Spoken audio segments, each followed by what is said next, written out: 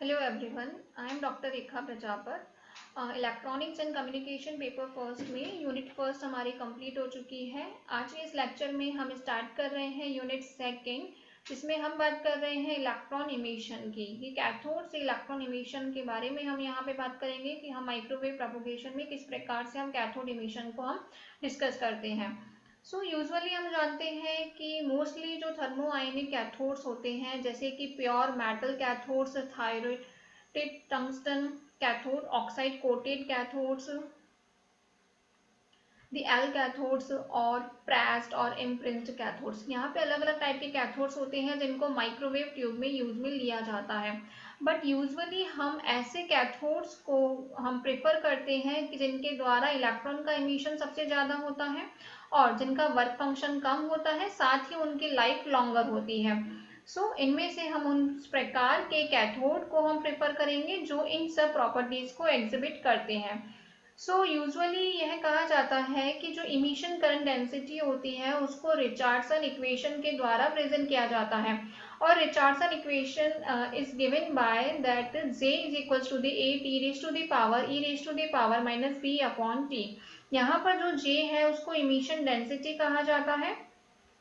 Capital T is the absolute temperature, capital A and small b are the constants. Small b parameter is related to the voltage equivalent of the work function phi. Work function phi, it is the amount to eject the electron out from the surface of the metal.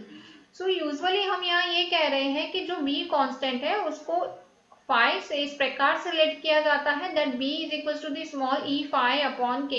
यहाँ पर जो E है ये electron का charge है and its value is the constant and it is given as 1.6 into 10 raised to the power minus 19 coulomb,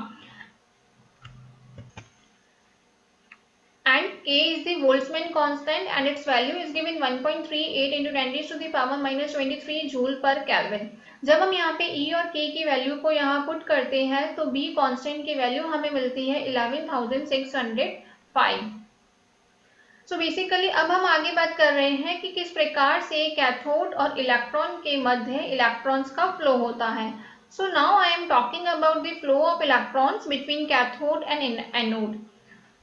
देखिए, जो cathode से जो इलेक्ट्रॉन्स एमिट होते हैं वो एक्सेलरेटिंग वोल्टेज के द्वारा एनोड की तरफ एक्सेलरेट किए जाते हैं, जिनमें हम मेनली 3 अजम्पशंस कंसीडर करते हैं। पहला अजम्पशन यह कंसीडर किया जाता है कि जो इलेक्ट्रॉन्स है उनकी इनिशियल वेलोसिटी की वैल्यू 0 है। साथ ही सेकेंड अजम्पशन में यह कंसीडर किया गया है कि कैथोड पर इलेक्ट्रिक फील्ड की वैल्यू 0 है। And third one is that normal emission from the surface of the cathode, की कैथोड की सरफेस से हम नॉर्मल इमिशन की यहाँ पे बात कर रहे हैं। बेसिकली जब हमने कैथोड से इलेक्ट्रॉन के इमिशंस को हम जब बात कर रहे हैं, जिसमें हमने एक्सेलरेटिंग वोल्टेज V के द्वारा इलेक्ट्रॉन्स को एनोड की तरफ एक्सेलरेट किया है, उस केस में हम इन 3 अजम्पशंस को कंसीडर करके चल रहे हैं। हम यह जानते हैं कि एनोड वोल्टेज और करंट, जहां पे हम बात कर रहे हैं कैथोड एनोड कॉन्फिगरेशन। देखिए, बेसिकली अभी हम यहाँ पे बात कर रहे हैं इलेक्ट्रॉन गन की। Electron gun is nothing but it is just a configuration of the cathode and anode, जिसमें क्या होता है, कैथोड से इलेक्ट्रॉन्स एमिट होते हैं and they are accelerated by some particular accelerating voltage towards the anode. हम यहाँ पे उस केस के लिए एनोड वोल्टेज और करंट के बीच में एक रिलेशन की बात कर रहे हैं। बेसिकली इलेक्ट्रॉन गन के लिए, जिसमें हम चार्ज लिमिटेड ऑपरेशन की बात कर रहे हैं, उसके लिए वोल्टेज और करंट के लिए एक्सप्रेशन चाइल्ड्स लॉ के अकॉर्डिंग दिया जाता है। And this law states that I is directly proportional to the V raised to the power 3/2, and this is the I is the current flowing in the cathode anode configuration and V is the anode voltage.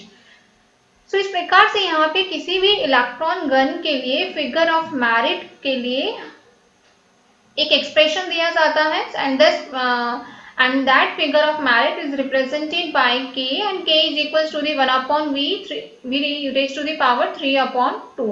और यहाँ पे जो K है उसको हम कहते हैं परवियंस, जो कि इसको हम परवियंस भी कहा जाता है, जो कि कॉन्फ़िगरेशन की साइज से इंडिपेंडेंट होता है और केवल इलेक्ट्रोड्स की शेप पर डिपेंड करता है। अब हम आगे बात कर रहे हैं electron flow in cylindrical beams की। सिलेंड्रिकल बीम्स की फॉर्म में हम इलेक्ट्रॉन फ्लो को हम यहाँ पे डिस्कस कर रहे हैं, जिसमें हम बात करेंगे स्पेस चार्ज स्प्रेडिंग की। देखिए यूजुअली क्या होता है कि इलेक्ट्रॉन बीम में जो कैथोड से हमें इलेक्ट्रॉन्स मिलते हैं, या हम ये कह सकते हैं कि इलेक्ट्रॉन गन से जो हमको इलेक्ट्रॉन बीम मिलती है उसमें इलेक्ट्रॉन्स के बीच में म्यूचुअल रिपल्शन के कारण उनकी स्प्रेडिंग हो जाती है। मतलब ये है कि इलेक्ट्रॉन जो होते हैं एक पर्टिकुलर रीजन में स्प्रेड हो जाते हैं, आगे बढ़ने की बजाय, मतलब एनोड की तरफ मूव करने की बजाय उनके एक रीजन में स्प्रेडिंग हो जाती है। इस प्रकार से उस स्पेस चार्ज स्प्रेडिंग को रोकने के लिए हम बिना किसी फोकसिंग मैकेनिज्म को यूज करते हुए हम क्या करते हैं, यहाँ पर आप देख सकते हैं कि डायग्राम में हम देख रहे हैं कि इस सिलेंड्रिकल बीम के लिए हमने क्या करा है, सेंटर में एक कन्वर्जिंग बीम लॉन्च की जाती है at the centre of the tube, जिससे क्या होता है कि यह एक पर्टिकुलर डिस्टेंस तक ट्रेवल करती है before spreading and back to the original radius.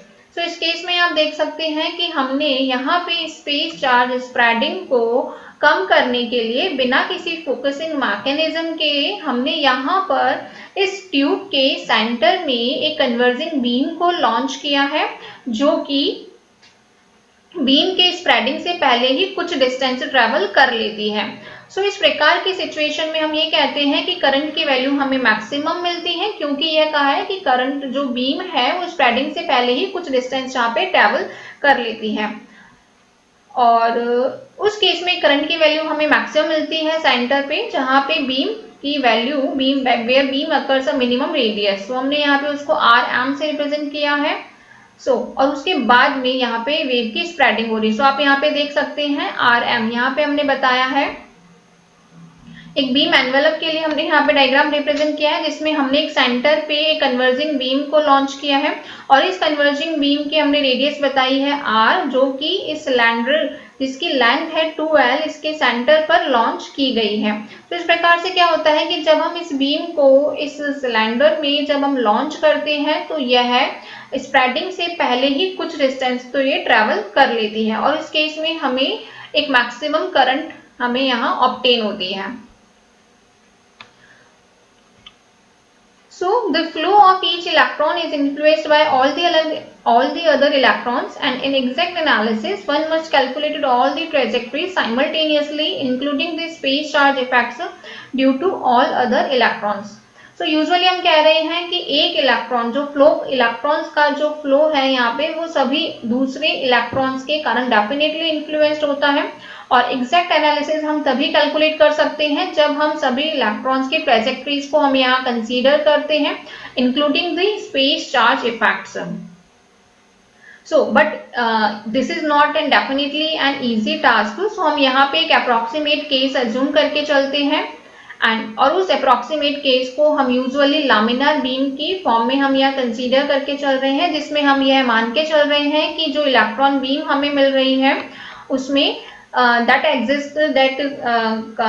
consists the uniform charge density per unit length over the cross section, कि इसमें क्रॉस सेक्शन के अलोंग जो charge density per unit length है वो constant है, और साथ ही जो एक्सियल वेलोसिटी है that is also the uniform over the cross section. तो इस प्रकार की बीम को हमने यहाँ पे लामिनार बीम का नाम दिया है, और हमने यहाँ पे इस अप्रोक्सीमेट केस को हम यहाँ लेकर के कंसीडर कर रहे हैं। हमने यहाँ पे दो केसेस कंसीडर किए हैं, एक तो uniform charge density per unit length over the cross section, and the another one is the axial velocity is also uniform over the cross section. और यहाँ पे एक्सियल वेलोसिटी के लिए एक एक्सप्रेशन दिया जाता है that is V nought, that is equals to the under root of the 2 eta capital V nought. यहाँ पे हमने दो V हमने रिप्रेजेंट किए हैं, one is the small alphabet and another one is the capital alphabet. हम यहाँ पर ये कह रहे हैं कि the radial velocity of any electron is initially directly proportional to the distance from the axis.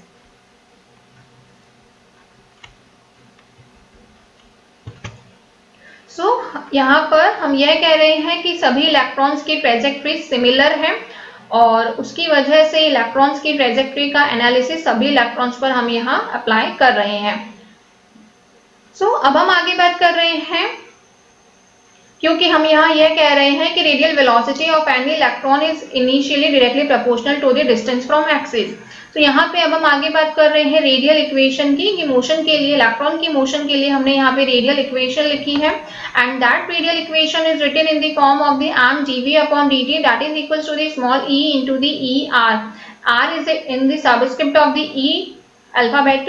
So we know that v is equals to the dr over dt. In that case, this equation can be written in the form of the mr double differentiation of the r. So mr double dot that will be is equals to the e rho 1 upon 2 pi epsilon naught r.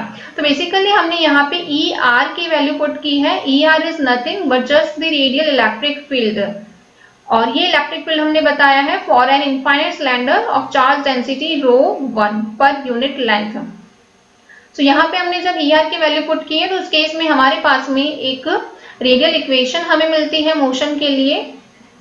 So rho one is the magnitude of the charge density per unit length. हमने यहाँ पे इस equation number 1 को R dot से दोनों side में हमने multiply किया है।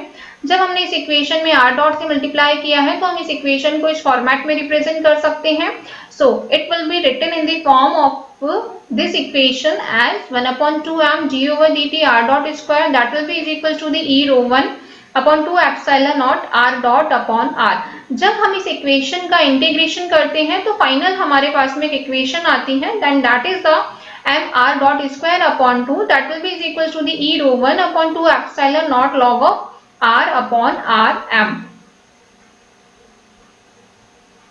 यहां पर हमने एक बाउंड्री कंडीशन को कंसीडर किया है कि r डॉट की वैल्यू 0 है when r is equals to the rm। सो आप यहां देख सकते हैं कि जब हमने यहाँ पे डायग्राम में बात की थी एनवेलप में, तो जब r की वैल्यू rm के इक्वल होती है, एंड दैट इज जिस पॉइंटर से जहां मैं पॉइंट आउट कर रही हूँ, this is the r is equal to the rm। तो इस पॉइंट पर, इस केस के अंदर यहाँ पे जब हम बात कर रहे हैं r is equal to the rm case so हम यहाँ पे बात कर रहे हैं दैट r डॉट की वैल्यू 0 होगी जब r की वैल्यू rm के इक्वल है।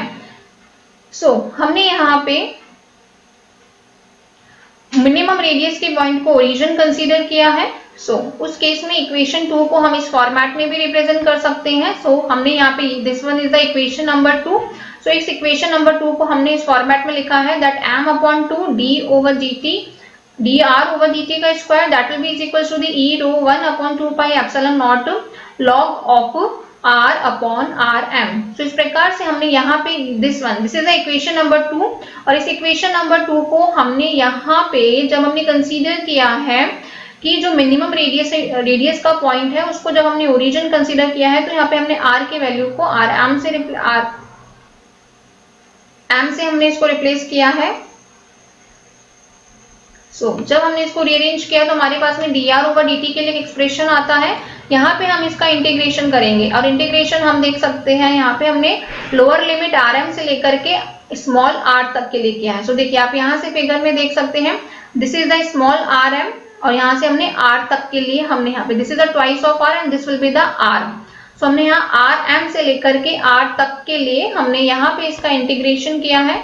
इस केस में जब हम इसका इंटीग्रेशन कर रहे हैं इस लिमिट को देखते हुए, lower limit is the rm and the upper limit is the small r dr upon यहाँ पे r के टर्म को हमने एक साथ लिखा और रिमेनिंग टर्म को हमने t के फॉर्मेट में रिप्रेजेंट किया है। उस केस में हमने यहाँ पे अनीता के लिए हमने रिप्रेजेंट किया है that it is the ratio of the e upon m, that is nothing but the ratio of the charge and the mass of the electron. यहाँ पे हमने अज्यूम किया है that capital R is equal to the small r upon rm which is the normalised beam radius.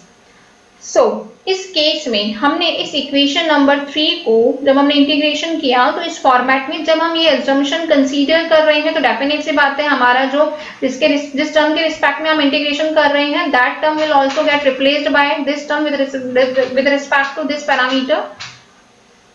जब हमने यह consider किया that capital R is equal to the small r upon rm, उस केस में हमारे पास में ये जो इक्वेशन नंबर 3 में इंटीग्रेशन टर्म है that reduces to the equation number 4। कैसे? देखिए आइए हम देखते हैं वो कैसे होती है, क्योंकि हम यहाँ यह कह रहे हैं r अपॉन rm को हमने कैपिटल R माना है। जब हम इसका डिफरेंशिएशन करते हैं तो हमें मिलेगा dr upon rm that will be is equal to the d of capital R। अब क्योंकि हम जानते हैं कि स्मॉल r की वैल्यू जब हम rm के बराबर रखते हैं, जब दोनों को इक्वल रखते हैं तो r की वैल्यू 1 हो जाती है, और जब स्मॉल r की वैल्यू को जब हम स्मॉल r के बराबर पुट करते हैं तो उस केस में कैपिटल R की वैल्यू हमें r के इक्वल मिलती है। हम यहाँ पर देखिए, और जब हमने यहाँ पे कंसीडर किया है कि इस रिलेशन में जब हम स्मॉल r की जगह पे स्मॉल r आने देते हैं तो हमें क्या रिलेशन मिलता है, small r upon small rm that is equals to the r। इस प्रकार से हमारे पास में यहाँ पे लोअर लिमिट की वैल्यू आती है 1 और अपर लिमिट आती है कैपिटल R। साथ ही हम ये मान के चल रहे हैं that t is equals to the z upon v nought, कि यहाँ पे इलेक्ट्रॉन बीम के द्वारा z डिस्टेंस ट्रेवल करने में कितना टाइम लगा है with the velocity of the v nought. इस केस में t is equal to the z upon v nought है। यहाँ पे जब हमने इस इक्वेशन नंबर 4 में जब हमने t की जगह पे वैल्यू पुट करी है z अपॉन v नॉट, और जब हमने यहाँ पे इस टर्म को इस फॉर्मेट में रिप्रेजेंट किया है, साथ ही हमने यहाँ पे नीटा नॉट की वैल्यू पुट करी है, रो 1 की वैल्यू पुट करी है, तो हमारे पास में इस फॉर्मेट में एक इक्वेशन आती है। अब हम यहाँ पे देख सकते हैं कि कुछ टर्म्स हमारे पास में कांस्टेंट है लाइक पाई एप्सिलॉन नॉट 2। जब हमने यहाँ पे कांस्टेंट पैरामीटर्स की वैल्यूज को जब हमने यहाँ पे पुट किया है तो हमारे पास में इस इंटीग्रल की लिमिट आती है, इस इंटीग्रेशन की वैल्यू आती है z upon r under root of 3 into 10 raise to the power 4k। यहाँ पे हमने k कंसीडर किया है that is the I nought upon V nought raise to the power 3 upon 2, जिस पैरामीटर को कहा जाता है परवियंस ऑफ द बीम, और जो फैक्टर है यहाँ पे 1 upon 2 pi epsilon naught under root of the twice of नीटा that is almost equal, because यहाँ पे सभी टर्म्स कांस्टेंट पैरामीटर्स है, so that is almost equal to the 3 into 10 raise to the power 4। यहाँ पे हमने जस्ट इनकी value put करी है, यहाँ पे हमने इस पैरामीटर की जगह k पुट किया है, और यहाँ पे हमने इसकी जगह पर इसकी वैल्यू पुट करी है that is nothing but just under root of 3 into 10 raise to the power 4। इस इक्वेशन नंबर 5 से हमने बीम स्प्रेडिंग एक कर्व हमने प्लॉट करा है।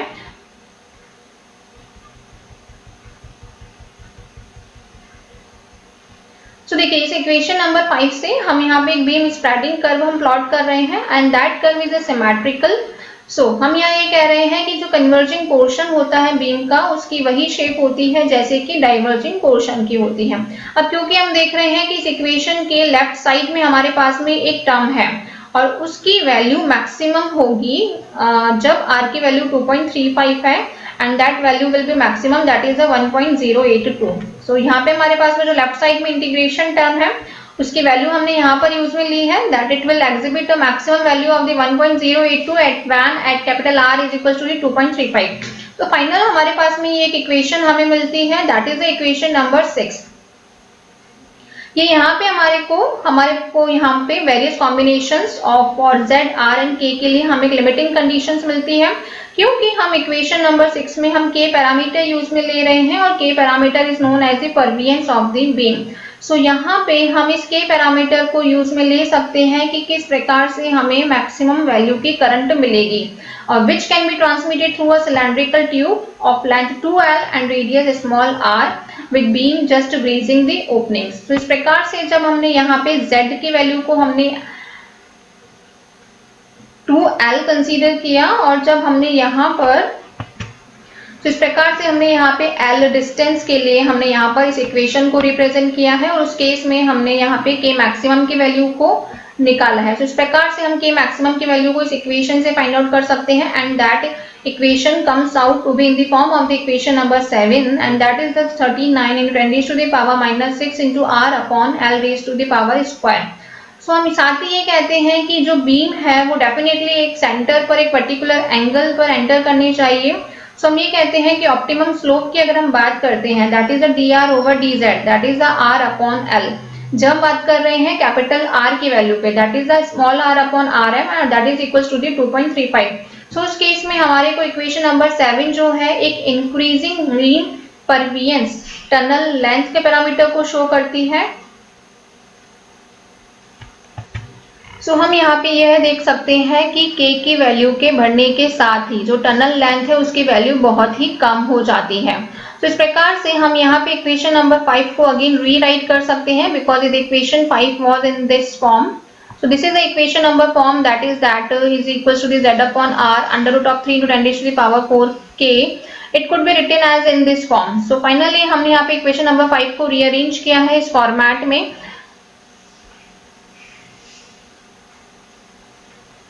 तो इस प्रकार से हमने जब इसको रिड्यूस किया है तो हमारे पास में एक इक्वेशन आती है और इस इक्वेशन के द्वारा हमने radial axial distance that is the z और normalised beam radius that is the capital R, और capital R is nothing but it is equals to the small r upon rm।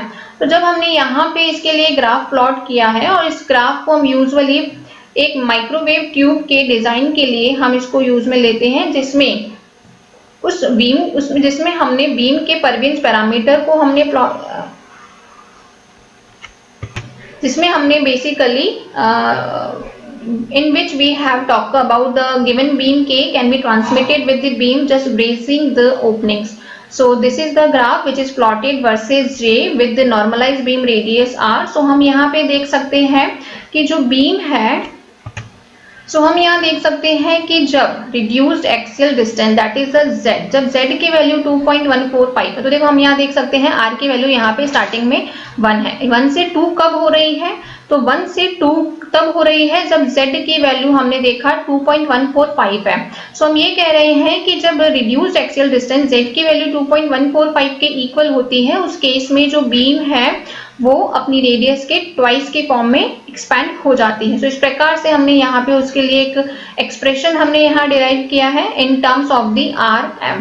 तो इस प्रकार से यहाँ पर अभी हमने बेसिकली बात की है इलेक्ट्रॉन इमिशन की, साथ ही हमने बात करी है कैथोड और एनोड के बीच में इलेक्ट्रॉन्स के फ्लो की along with the electron flow in the cylindrical beams, talking about the space charge spreading. Thank you so much.